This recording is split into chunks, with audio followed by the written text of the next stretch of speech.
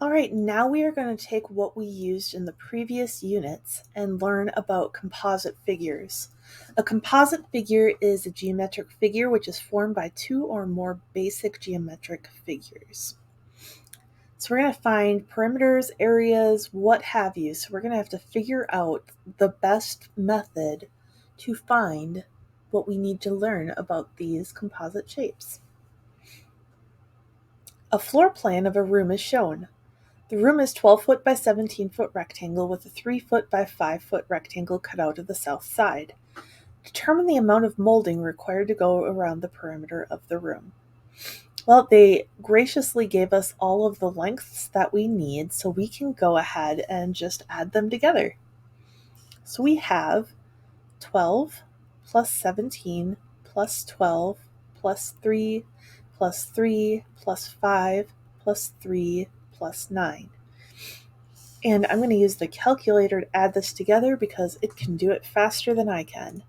So let's see. 12 plus 17 plus 12 plus 3 plus 3 plus 5 plus 3 plus 9 equals 12, 17, 12, 3, 3, 5, 3, 9. We get 64 feet. It's just regular feet because we're only talking about lengths. Determine the amount of flooring required to cover the entire area. Well, there are a couple of different ways that we can look at this, so I'm going to show you both ways. First is using different rectangles. Let's cut the shape into pieces and figure that out. So let's cut this rectangle off, we'll cut this square off, and then we will find the areas of all of the different rectangles. Now this side is no longer 12 feet, it is now 9 feet because we cut 3 feet off the bottom. So let's figure out the big rectangle. It's 9 times 17. Add the little rectangles, 3 times 9. And the other one is 3 squared. What do we get? 9 times 17 equals 153.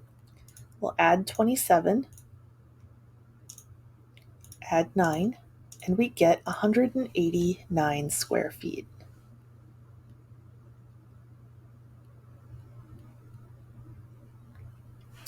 Now, what's the other way we could have done this?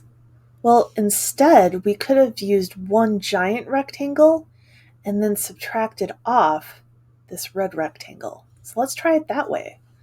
Now we're back to 12 times 17 minus 3 times 5. Let's see if we get the same answer. So 12 times 17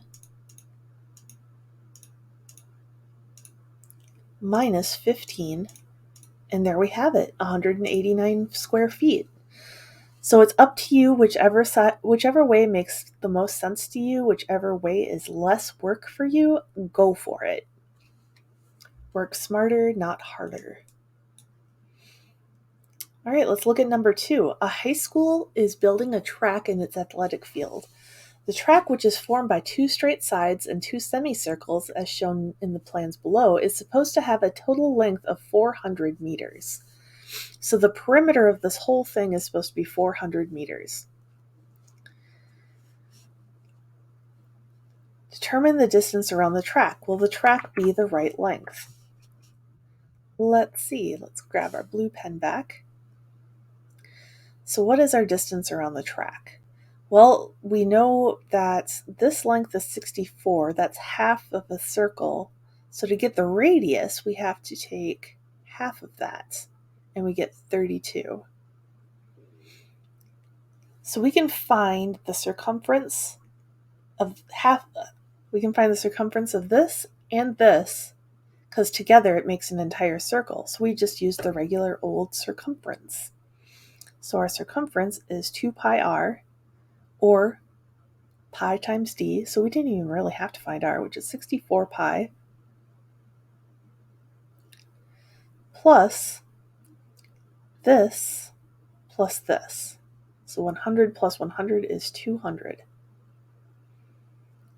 equals, what's 64 times pi?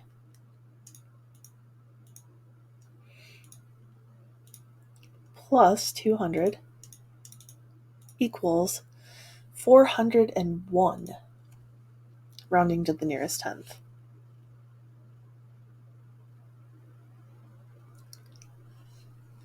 So it is not the right length, it is 1 meter too long.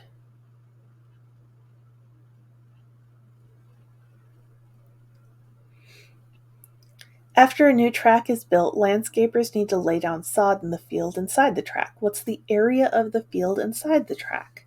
Well, it's a good thing we found our radius already, because we are going to need that to find the area of the circle. It's 2 semicircles, that makes 1 whole circle, so we don't have to divide anything.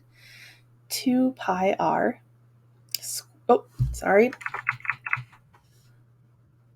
pi r squared,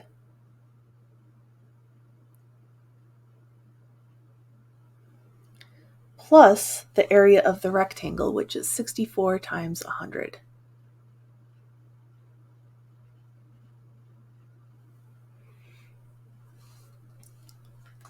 So what is 32 squared times pi plus 6,400? 9,617.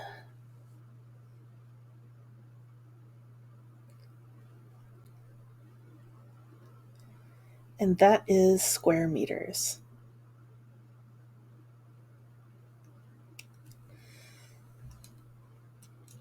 So at this point, you can work on problem 25. We will come back later and we'll start talking about 3-dimensional shapes.